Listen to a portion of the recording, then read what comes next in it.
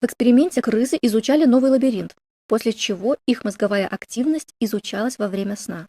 Результаты показали, что определенные клетки мозга активировались в последовательностях, соответствующих как недавно пройденным маршрутам, так и новым путям, которые крысы еще не исследовали. Это говорит о том, что мозг во время сна не только обрабатывает прошедший опыт, но и активно подготавливается к будущим событиям. То есть теперь мы можем однозначно утверждать, что во сне мозг моделирует наше будущее, просчитывает возможные вероятности. Из этих позиций нет ничего удивительного в том, что иногда прогнозы мозга точно сбываются. Только те прогнозы, которые не сбылись, мы игнорируем, а вот тот, который совпал с реальностью, запомним на всю жизнь и назовем такой сон вещим. Но в то же время, зная, что в каждом из нас есть такой механизм достаточно точного прогнозирования, мы можем попробовать его усилить.